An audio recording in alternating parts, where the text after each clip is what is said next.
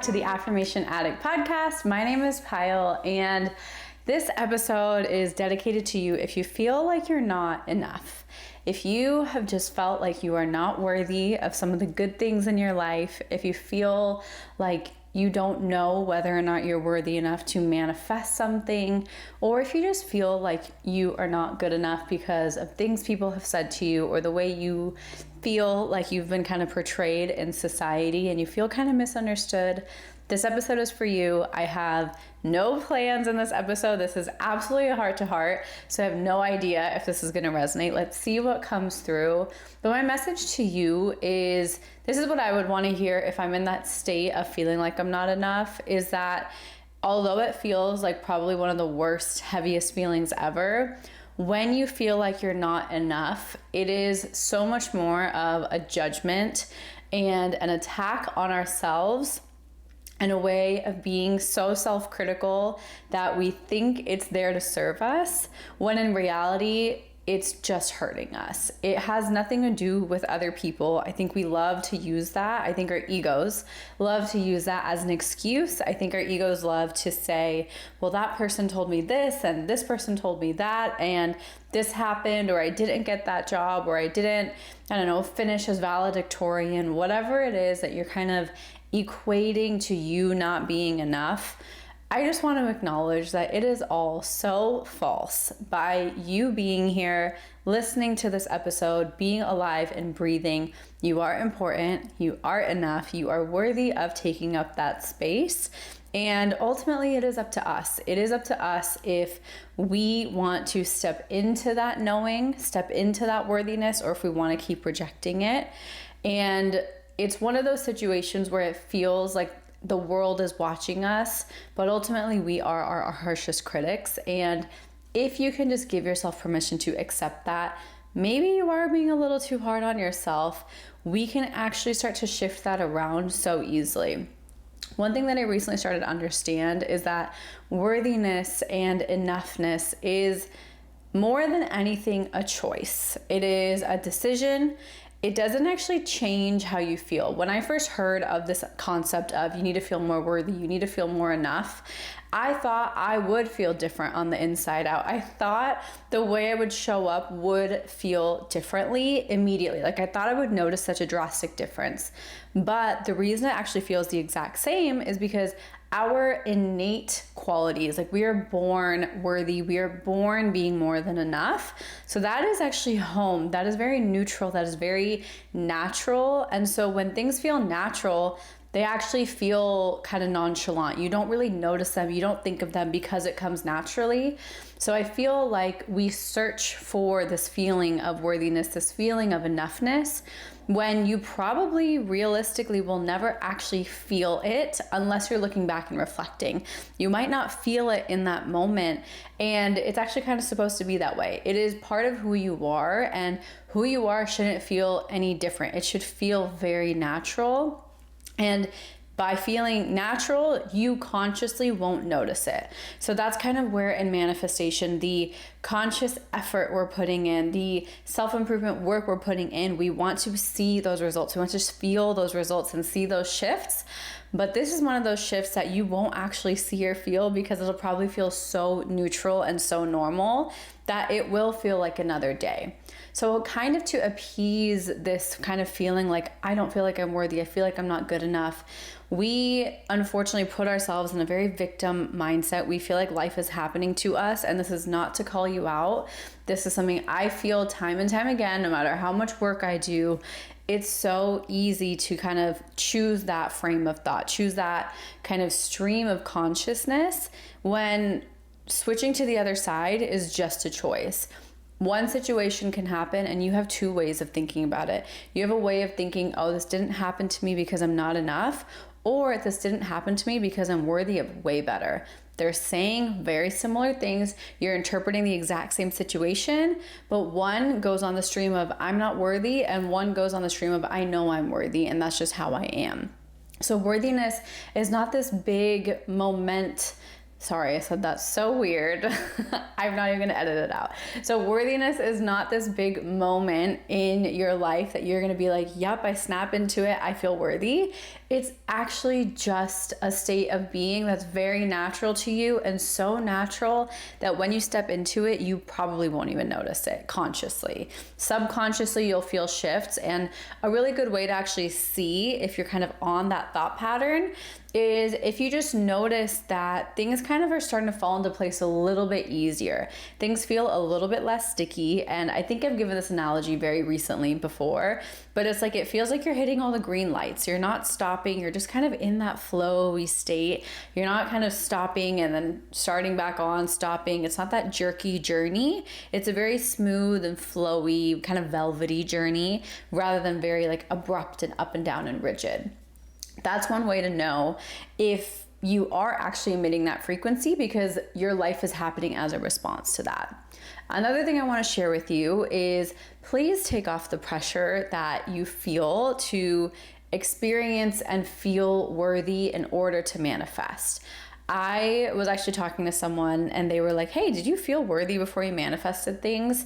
And I felt neutral for most of my manifestations. I felt fine whether or not it's going to happen, because I knew, and another version of worthiness is I know I'm going to be okay with or without it.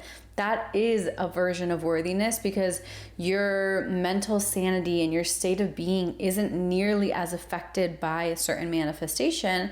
So I knew I was going to be good with or without it, and I wasn't putting a lot of pressure on it.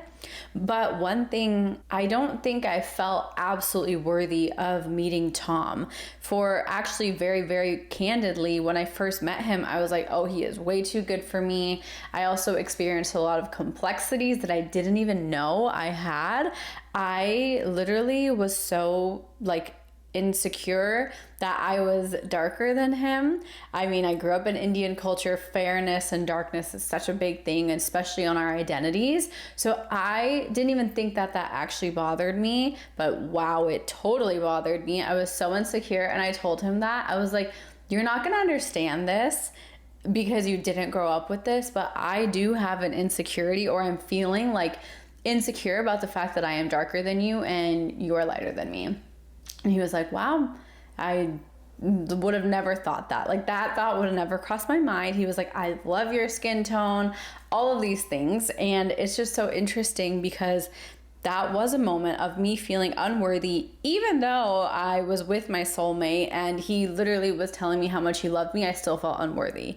So there are very many situations where you actually do not have to feel worthy, because you innately are worthy. I want to repeat that because I think that's an important point. So I think a lot of people in the manifestation world say you need to feel worthy before you can manifest it. And I'm sure I've actually said that before too, but the more and more I understand, I think that's actually false. By existing, by being a human, by being who you are, no matter what you do, you are worthy, you are enough. And so you don't have to, even if you don't realize it, you're still able to manifest without actually feeling and knowing it. You can create that knowing through kind of affirmations and reprogramming work. You can create that knowing, but because it feels so natural to us, you might not even notice the difference. So in the split second that a manifestation does show up in your life, you probably did tap into the state of worthiness, but you didn't even realize it. It wasn't a conscious effort. It was so effortless because it was just part of who you are, and you were just being your authentic self. You were just being the beautiful, worthy, and more than enough human that you are, that it didn't feel different. It felt so effortless. And I think that's the key to understanding what worthiness and enoughness feels like. It feels effortless. You shouldn't have to put pressure on it, and you don't have to consciously feel it 24/7. It's honestly just a fact that who you are, exactly as you are, is enough, is worthy. You don't have to prove it to anyone. You don't have to prove to the universe that you know it. You don't have to prove to yourself. You just have to step into the knowing that you already have been this entire time. I think it's such a nuanced way of looking at worthiness and enoughness. And I think that these concepts are such big concepts that we feel like they're very abstract, airy terms, but it's actually just who you are. And so whenever that kind of self-doubt does creep in of, am I enough? Who am I to have this desire? Why is this happening to me? And you're starting to doubt your enoughness. You're starting to doubt your worthiness. You're starting to feel shame or guilt. Just remind yourself that even if I don't feel it, even if I can't comprehend it, that's just who I am. I am enough just because I'm here. I am worthy just because I'm here. Just because of who I am an innately good person. And reminding yourself that it's okay for me not to feel it. It's okay for me to not know it and feel so kind of confident of your worthiness, because that can be a more forceful approach, and then we're kind of focusing on the wrong things. But if you can keep reminding yourself of it, even if consciously you struggle to feel it sometimes, the way I have felt my worthiness really step up is when I reflect. So this is why I feel like self-reflection and just allowing yourself to sit in thought is so important, because while we're on our manifestation journeys, while we're kind of in the process of manifesting things or doing your meditation practice or doing your spiritual practice, I feel like we are doing it for the sake of something. Most of the time, we are doing it for the sake of something, whether it's for the sake of routine, for the sake of receiving a manifestation, for the sake of feeling inner peace. There is a return that we're getting on that investment, basically. Sorry to make it really financial sounding, but there is a return on your time investment, and it doesn't actually feel like anything is shifting. You don't notice these shifts because they're so subtle. You'll notice them when the big shifts start to happen. And when you look back on it, you'll be like, whoa, that was when I was starting to step into my knowing. That little shift. I wasn't as triggered by a comment someone made about my appearance because I knew my worthiness regardless of how they feel about how I look. And you can start to see those patterns. And when you can observe yourself through the light that we observe others, like on social media, we love observing others, and we build up these stories about other people. Even if we don't know them, we build up, oh, they must feel like they're worthy, or I think they're worthy because look at them, look at all their successes or their accolades. So we build up these stories when we kind of reflect and analyze other people. But what I really want you to do is, as you go forward with this, reflect and analyze yourself. Reflect the good things, acknowledge the good things and celebrate those good things, but also look at them through the lens of, whoa, I probably did feel worthy and I was worthy because that did come in. So what's the story I keep telling myself? This is, in a way, how I self-coach and how I self-question to continuously challenge my beliefs, because the worthiness and the self-doubt and self-criticism and imposter syndrome, those types of feelings don't ever really go away. We just become really good at navigating them and not making them mean that much about us. We're really good at separating that that's just a recurring thought pattern, and the other is actually just who I am. So you'll be able to start to distinguish that. This is kind of going on the question when a lot of people ask, how do I stop my negative thoughts?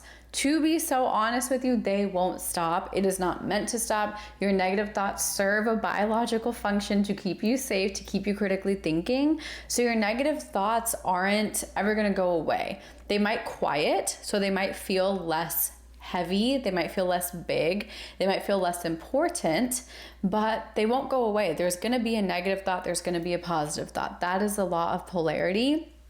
But through your own discernment, you will be able to start choosing and naturally focusing on those more positive or uplifting or empowering thoughts more often than the negative thoughts, because that's just becoming normal for you. That's just becoming who you are and habitual for you. But those negative thoughts are still there. For example, we'll go through situations, right? I don't know. I can't really think of a good example, but say someone gets in a car accident, okay?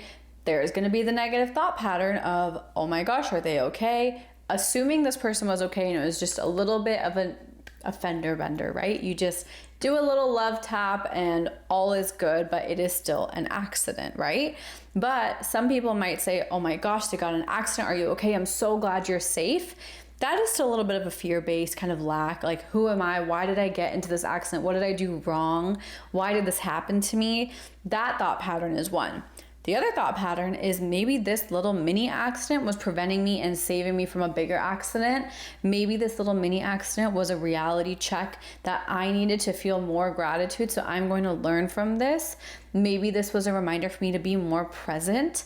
Whatever it is, there are two different thought patterns, and you can find gratitude, appreciation, worthiness, and enoughness in really bad situations, but you can also find them in really good situations. So a lot of the times we feel like worthiness and enoughness are only paired with good things, traditionally good things. But I challenge you, when bad things are happening, right? Rejection is redirection. When bad things are happening, traditionally bad, not bad because we think they're bad, but just traditionally, societally labeled as bad. When those things are happening, you don't have to define it or label it as an piece of evidence that you're not worthy or you're not enough.